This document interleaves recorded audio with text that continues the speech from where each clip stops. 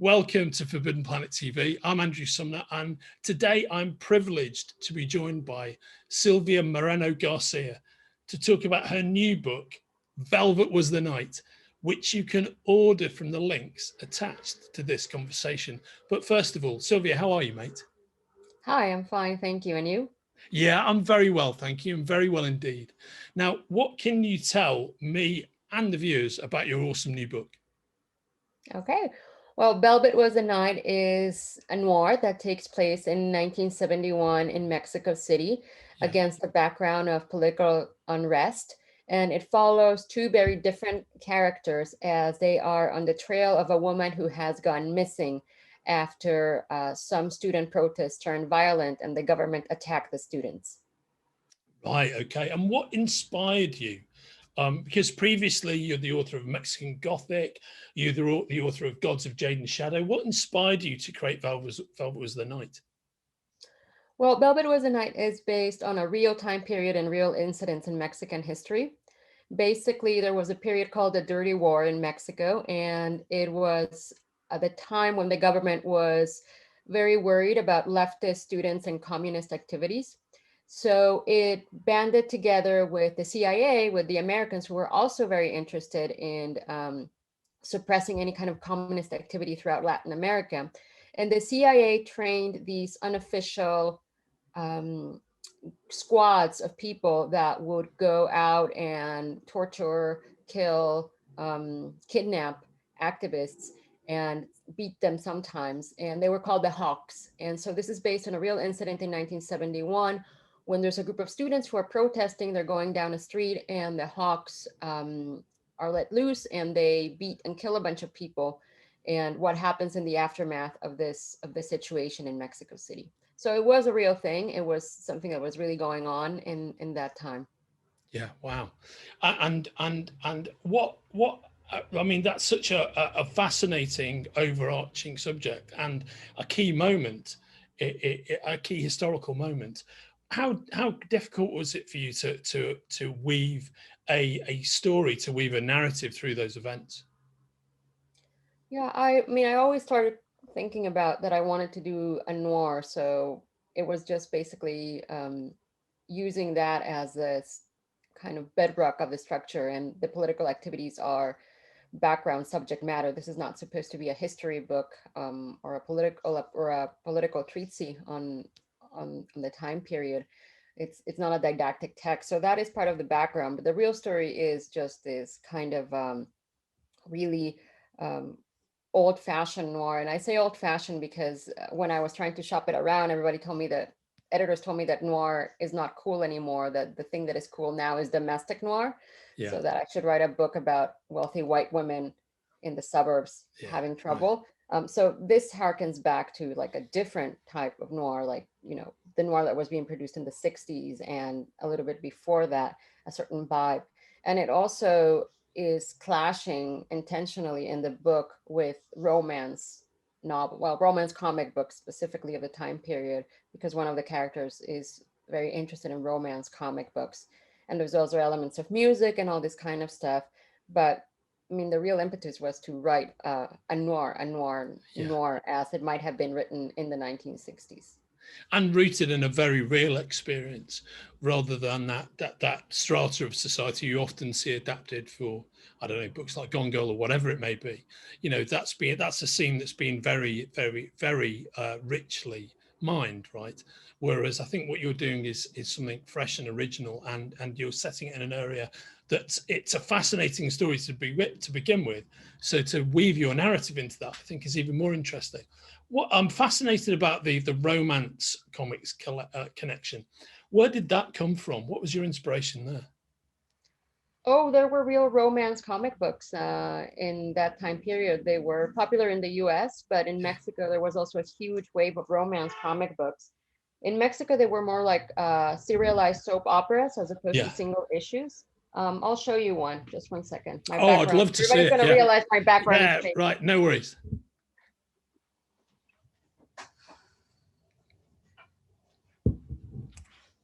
Yes, that's not. This is not Yeah, real. What is real though? I mean, that's the eternal thing. Are we living in a simulation? Are we not? Who knows? Yes, yeah, you can't see my couch in the background. So this is a Mexican comic book. So that is fantastic. And so when does that date from, Silvia? This is from the 1960s, so this is from the right time period. And so it has a certain size, format, and look and feel. And this is an American one. Yeah, so as you can see, they're different. They're different sizing, and the interiors are also different. I'm gonna open it, even though it's a collectible. So it's very fragile. That's one of the problems with comic books, is that they're not meant to last. So believe me, I own 30,000 comic books, and I know exactly the pain you're feeling. Oh, that's amazing. Now, who is the publisher of that one, Silvia? This is Teen Secret Diary. So this is American, and it's approved by the Comic Codes Authority, as you can see. Right. There. And in the back, there's like a doll. That's so wonderful. Bridal doll. So this is what would have been around that time period. So they were not exactly the same kind of material, because as you saw, the formats are different, the paper types are different, the way the interiors are done are different, and the way the stories are handled are different, and some of the subject matter is also quite different. This one is actually from September 1960. I'm seeing here. So it's just one year before my novel. So those were around, and like they were a real thing, and so I featured them prominently in the novel. I think that's such a wonderful element of the book. And what's fascinating about the time period that the book is set in, and also that time period for romance comics publishing in the States. I mean, it's very interesting to me to see the more digest style publishing of the Mexican editions. But that period of romance publishing in the States is fascinating, because a lot of those books were created by Stan Lee and Jack Kirby, who went on to create the Marvel Universe as we know it. And Jack Kirby illustrated a ton of romance novels in the very early 60s, just before they went on to create the Fantastic Four and the X-Men and Daredevil and all of those books. And that was the genre they were mainly tied up with immediately before they created all the superheroes. And so you're really hot wiring into such a very significant piece of global comic book culture there. I think the only thing that is left nowadays of comic books is, I mean, at least for English speakers that I know of, Japan is a different thing, are superheroes. But originally, comic books had a much wider kind of reach of subject matter. And especially in Mexico at the time, they're kind of very different from the American ones, because there's no comic book authority in the same way that in the United States. So sometimes you see, especially with horror books, that some of the illustrations and subject matter get a lot racier for us, and in Westerns, than there's really a lot of erotic comic books in Mexico at the time, for consumption of the kind of lower classes. And you don't see that in the States, because you have a comics authority that's putting that seal of approval. So it's different and very interesting, the dynamics that emerge from that. Yeah, I think that's a very well made point. Now you, of course, you've got an MA in science and technology from the University of British Columbia, I think. Is that right? Yeah. How did you come to be? You are not the only scientist turned genre author that I've spoken to. I think you might be about the third in the last year. So it's clearly a thing that happens, but it fascinates me. How did you, from that beginning, how did you find your path into becoming the novelist that you are today? Oh, I've always been a writer. I actually went back to get my degree in science and technology studies as an adult. So it was the opposite kind of situation. And I will clarify that I'm not a scientist. Science and technology studies looks at the interaction between science and society. Okay, so my thesis was in eugenics and literature. I do work for the Faculty of Science of a university, but I'm a science communicator. So I'm not in a lab doing working with anything specifically. So that's been my chosen career path for a really long time.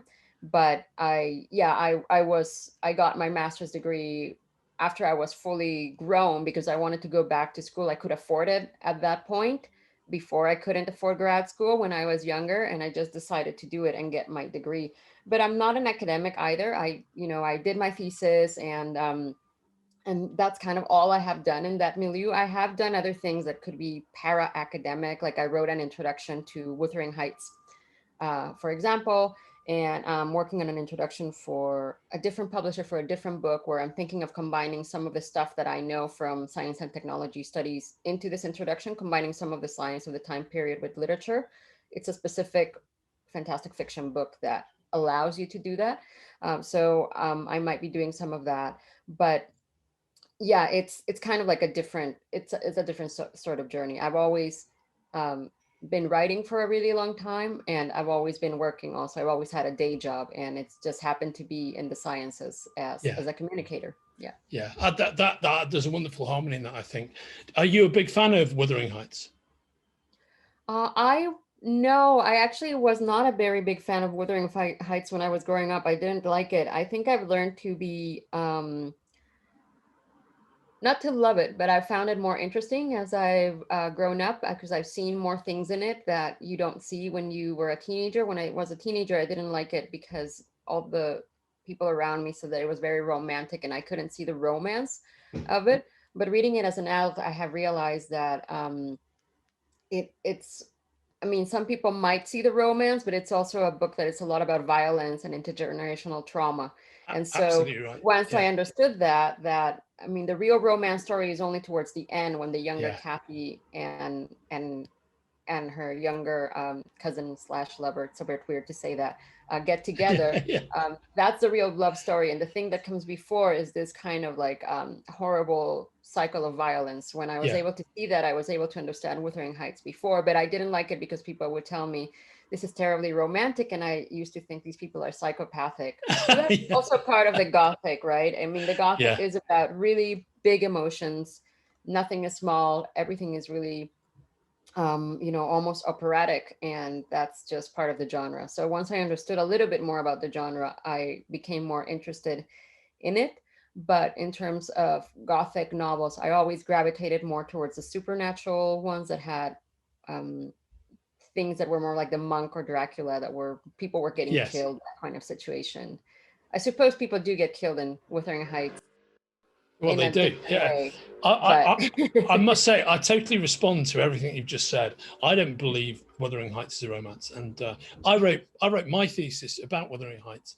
okay. I'm completely. I was blown away by that book when I first read it as a teen at high school, and I didn't want to read it because at that time, I had a fixed view of what it was from the outside.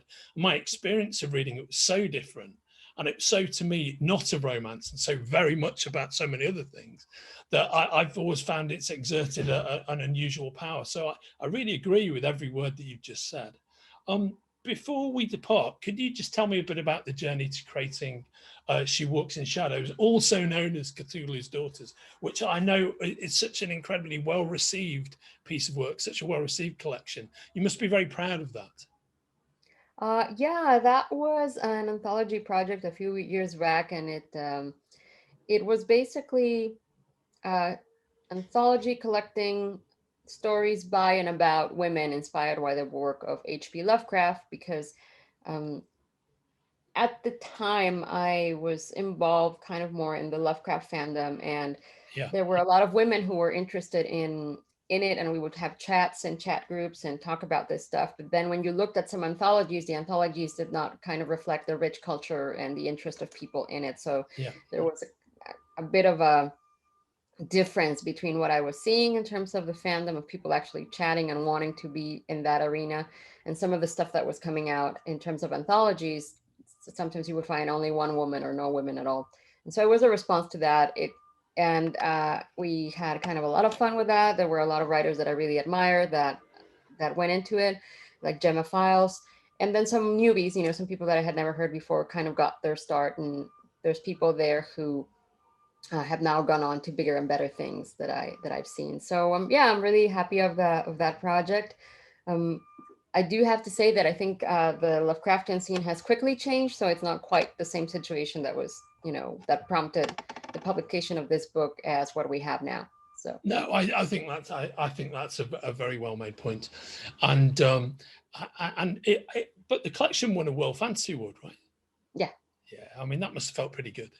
It's, I mean, on the one hand, is what do awards and prizes really mean, but on the other hand, it's always so nice to be recognised. I think, particularly when you've done something of value, which you certainly did with that collection. It was something that I very much enjoyed.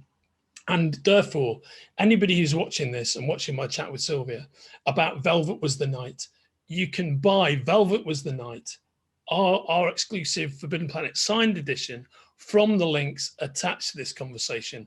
And I have been chatting with the one and only Silvia Moreno-Garcia. And thanks so much for sharing this time to take me through this awesome novel, mate. I really appreciate it. Thank you. And yeah, get the book.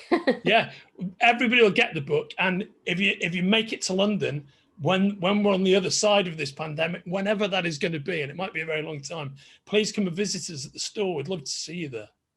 Wonderful. Thank you. Take care, mate. All the very best. Bye-bye. Bye. If you're enjoying watching Forbidden Planet TV and you're enjoying watching us talk to the world's most interesting and accomplished filmmakers, authors, artists, musicians, creators, subscribe right here. See you soon.